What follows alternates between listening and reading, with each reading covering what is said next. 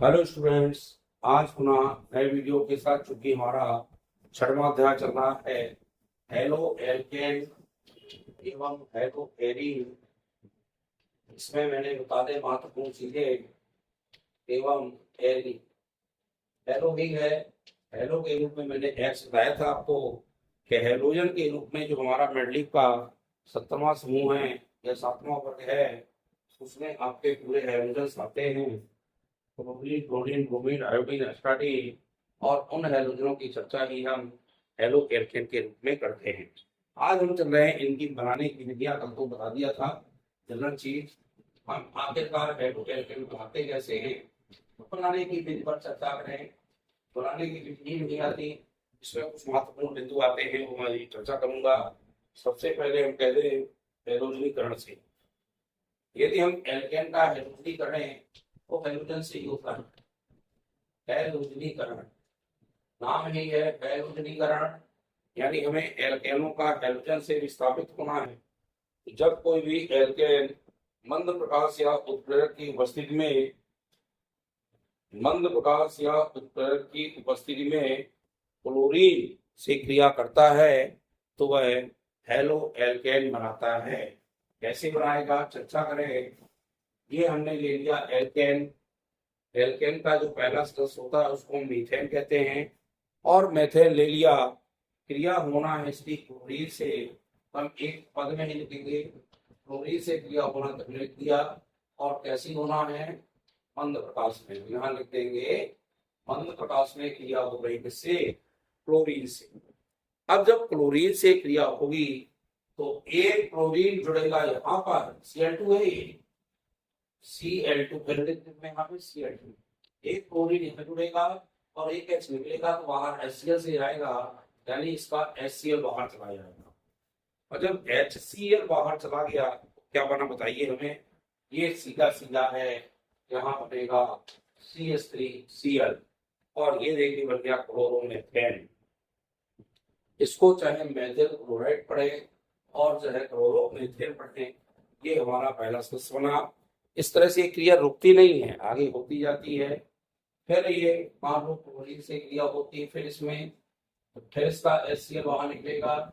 इसका जो H निकलेगा तो एक कट गया बेटा, CH2 आएगा ना, और Cl एक जुड़ेगा, CH2Cl2 बनेगा और इसका नाम बनेगा डाइक्लोरोएथेन। डाइक्लोरो बन जाएगा, चूंकि क्लोरो डाइक्लोरो है, मेथेन बनेगा। और आगे क्रिया कराएंगे, फिर हम Cl2 से मंद प्रकाश में ही होगी, फिर इसमें HCl बाहर जाएगा, एक H यहाँ हटेगा, क्या बनेगा CH, Cl3, Cl बढ़ता जाएगा और H एक बाहर निकलता जाएगा। माइनस Cl लिख दिया है, अर्थात H को विस्थापित करते हुए आपको उसमें Cl को बढ़ाते जाना है। अब CH3 जो है आगे फिर क्रिया करेगा, जब तक हाइड्रोजन होंगे तब तक क्रिया होगी, और फिर HCl बाहर निकलेगा, ये हटा और ये बन गया Cl4। Cl का एक बढ़ेगा के बाद Cl4 हो जाएगा और इसका नाम बन जाएगा कार्बन टेट्राक्लोराइड। क्या नाम बनेगा, कार्बन टेट्राक्लोराइड। इस तरह से हमें इस तरह से इनके नाम देखना है और इनको आप थोड़ा सा लिखें, लिख करके इनका प्रयास करें, तभी आपसे ये पढ़ेंगे। फिर सुन लीजिए, जब एल्केन को मंद प्रकाश में क्लोरीन के साथ अवगत करते हैं तो हेलो एल्केन बनते हैं। पुनः आगे एक क्रिया होती है, फिर क्लोरीन से क्रिया होगी, वही एल्केन बनते जाएंगे और लास्ट में बनते बनते कार्बन टेट्राक्लोराइड बनेगा। पहले बनेगा मेथेन से बना हमारा मेथिल क्लोराइड, मेथिल क्लोराइड से बना एथिलीन डाइक्लोराइड है, डाइक्लोराइड। फिर बना हमारा क्लोरोफार्म, CH3 को क्लोरोफार्म करते हैं, ट्राइक्लोरोमेथेन, ट्राइक्लोरोमेथेन पाया, दूसरे कहते हो डाइक्लोरोमेथेन, और इसको कहेंगे टेट्राक्लोरोमेथेन। फिर सुन लीजिए, IUPAC नाम में इसको क्लोरोमेथेन, इसको डाई चूंकि दो क्लोरो लगे तो डाइक्लोरोमेथेन, इसमें 3 लगेंगे तो ट्राइक्लोरोमेथेन, इसमें 4 लगे तो टेट्राक्लोरोमेथेन। जो चौथा है टेट्रा वाला, उसको हिंदी में समान नाम में कहते हैं कार्बन टेट्राक्लोराइड, तो क्लोराइड का नाम भी इसको देते हैं। इस तरह से हैलोजनीकरण होता है। हैलोजनीकरण की क्रिया आपको समझ आई होगी। हम दूसरी भी पढ़ा रहे हैं यहाँ एल्कीन द्वारा। एल्कीन तो सभी को पता है, एल्कीन मीन्स कहीं ना कहीं डबल बॉन्ड हुआ तो डबल बॉन्ड में ही एल्कीन होता है। यदि हम एल्कीन की क्रिया हाइड्रोजन ब्रोमाइड से कराएंगे तो यहाँ हमको डाइब्रोमो में एथेन प्राप्त होगा।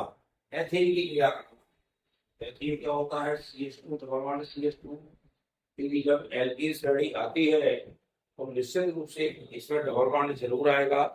जब जब इनका नाम आएगा तब तब यहाँ डबल बॉन्ड आएगा।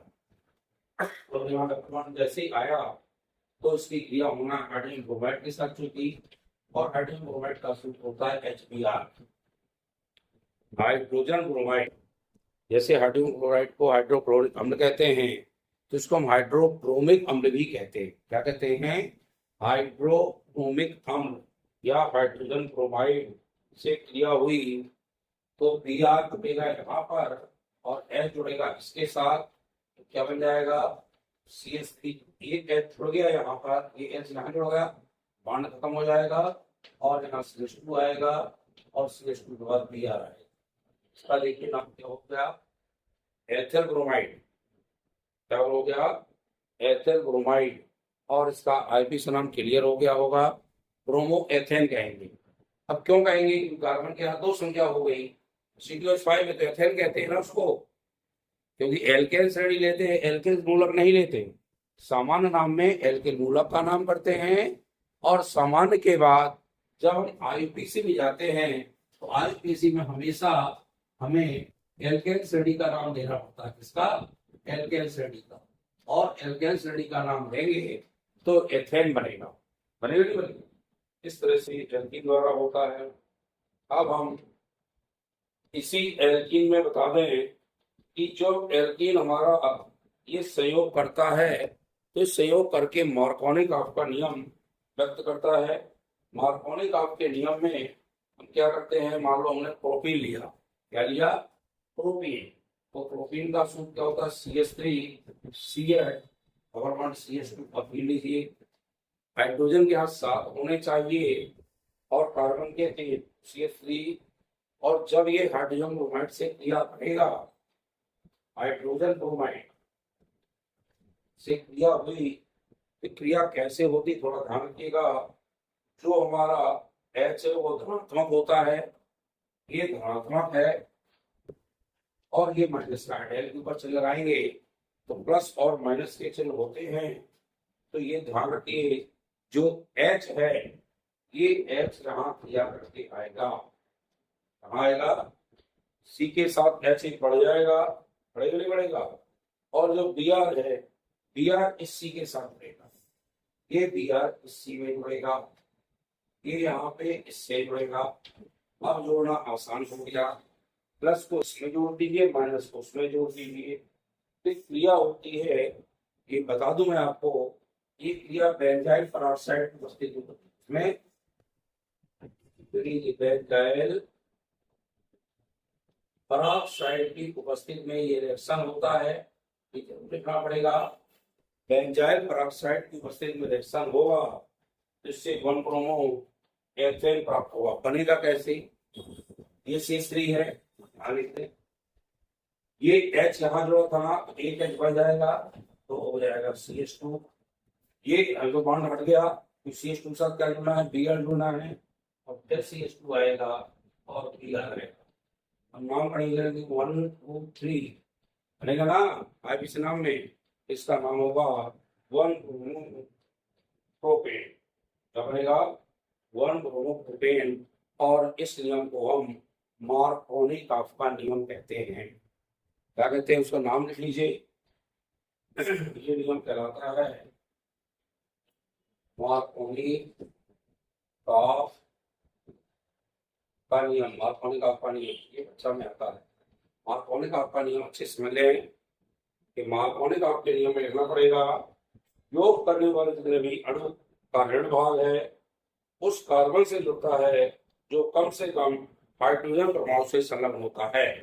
जो कम से कम हाइड्रोजन परमाणु से संलग्न होगा वह उससे जुड़ेगा और इस नियम को हम मार्कोनिक ऑफ का नियम कहते हैं।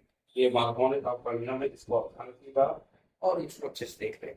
ये बात होने का नियम है, इसको पढ़ लेंगे तो आपसे बढ़ जाएगा। और अगली क्रिया बता रहा हूँ बनाने को, जब हेलो एल्केन बनाए हेलो एलीन बनाए, इसी तरह से बनते हैं। हमें सिर्फ वहाँ व्यंजन पूरक ले लेंगे, जैसे व्यंजन अल्कोहल लेते तो वहाँ बन जाता और वहाँ एनिलिन बन जाता, हमारा बन जाता नहीं बन जाता है एल्केन यानी क्या बन जाता, एथिल बेंजीन बना दो, चाहे एथिल बेंजीन बना दो, कुछ भी बना सकते हैं। यानी हमें व्यंजन को बनाना है तो बन जाएगा ब्रोमो बेंजीन, क्लोरो बेंजीन या बेंजीन क्लोराइड या बेंजीन क्लोराइड, कुछ भी बन दीजिए। हम किसी भी पढ़ रहे हैं एल्कोहल से, क्योंकि बनाने से विधियां पढ़ रहे हैं एल्कोहल से या एल्कोहल द्वारा। एल्कोहल सूत्र पता ही आपको, ओवर परसों ही पढ़ाया था मैंने। तो एल्कोहल से कैसे बनेगा, इसमें लिखना पड़ेगा, जब एल्कोहल को हैलोजन अम्लों से, एल्कोहल क्या होता है ROH, क्रिया होगी हैलोजन अम्लों से, ये हैलोजन अम्ल से क्रिया हुई, हैलोजन अम्ल से जब क्रिया होती है तो क्रिया इसकी उपस्थिति में होती है, ये होती है निर्जल जिंक क्लोराइड की उपस्थिति में। इसमें निर्जल जिंक क्लोराइड की उपस्थिति में क्रिया होती है, तो निर्जल जिंक क्लोराइड की उपस्थिति में क्रिया होगी तो एल्केन हैलाइड बनेगा। कैसे बनेगा, ये हमारा OH इस गैस से मिल जाएगा और ये देखिए सीधा बन गया RCl और यहाँ निकल जाएगा पानी, निकल जाएगा और ये कहलाएगा हमारा एल्केन हैलाइड का बनना। इसमें लिखोगे क्या, जब एल्कोहल की क्रिया हैलोजन अम्ल से कराते हैं, इसके स्थान मान लो हमने C2H5 ले लिया, L लिया, C2H5OH और वही HCl ले लिया, ये बाहर जाएगा ना और उपस्थित वही दर्शाएंगे और निर्जल जिंक क्लोराइड की, इससे बन जाएगा C2H5Cl और बन जाएगा पानी। ये हमारा बन गया एथिल क्लोराइड और IUPAC नाम में कहेंगे क्लोरो एथेन, क्योंकि C2H5 है, इसका एल्केन जो ग्रुप आएगा एथेन आएगा। तो इस तरह से एल्कोहल से हम इसको बनाते हैं, और चाहे हाइड्रोजन ब्रोमाइड से बनाते हैं, ब्रोमिक अम्ल से भी बना सकते हैं। HCl लिया था हम HBr में सपोज करो, हमने C2H5OH लिया, HBr ले लिया, बस फिर वही दर्शा दी, C2H5Br बन जाएगा और प्लस क्या बन जाएगा, पानी बन जाएगा। तो ये बन गया एथिल ब्रोमाइड या इसको कहेंगे ब्रोमो एथेन। तो ये भी बन सकता है एल्किल ब्रोमाइड से बनाते हैं और चाहे हम, लेकिन यह जो क्रिया ब्रोमाइड से होगी ब्रोमो से, इसमें थोड़ा ध्यान देना पड़ेगा, ये सांद्र सल्फ्यूरिक अम्ल की उपस्थिति में होती है। इससे होती है सांद्र और सल्फ्यूरिक अम्ल H2 से होता है और पश्चवाही संघनित होती है, इसका पश्चमान होता है, रिफ्लेक्स कंडेंसर होता है, उसकी उपस्थिति से साथ क्रिया कराई जाती है, उसी के अंदर है। तो रिफ्लेक्स कंडेंसर में क्रिया होगी और ये पश्चवाही संघनित की उपस्थिति में क्रिया होगी, तो इससे एल्किल ब्रोमाइड तैयार होगा। क्या बनेगा, एल्किल ब्रोमाइड।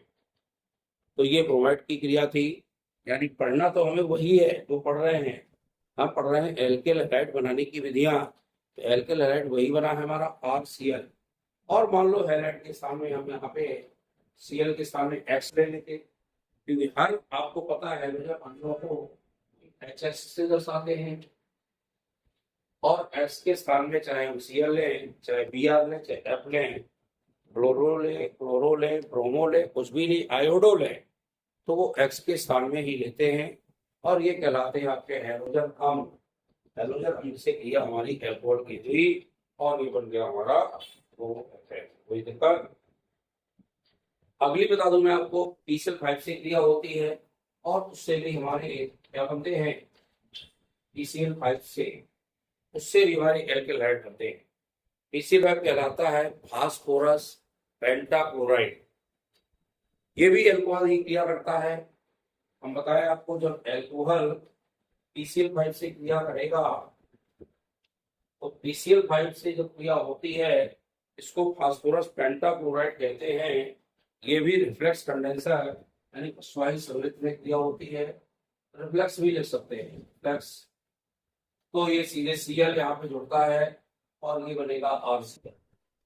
और जितनी भी क्रियाएं आप इसके अंतर्गत पढ़ोगे तो बता दें, जब भी PCl5 से क्रिया पढ़ना तो इसमें हमेशा POCl3 बाहर निकलता है और इसका नाम होता है फास्फोरस ऑक्सी ट्राइक्लोराइड। तो क्या कहते हैं, फास्फोरस ऑक्सी ट्राइक्लोराइड, ये ही बाहर निकलता है और इस तरह से क्रिया होती है। और इसके सामने आप सिग्निफाइड लोगे, यहाँ सिग्निफाइड हो जाएगा, बाकी वही होगा। एथिल अल्कोहल जब फास्फोरस पेंटाक्लोराइड के साथ क्रिया फॉस्फाइड संयुक्त क्रिया कराते हैं तो एथिल क्लोराइड बनता है। क्या बनता है, एथिल क्लोराइड बनता है। और हमेशा फास्फोरस ऑक्सी ट्राइक्लोराइड बाहर निकलता है। इस तरह से एक क्रिया पढ़िए और लेकर के सीधे अगली क्रिया में आपको इसी SOCl2 इस क्रिया बताऊंगा।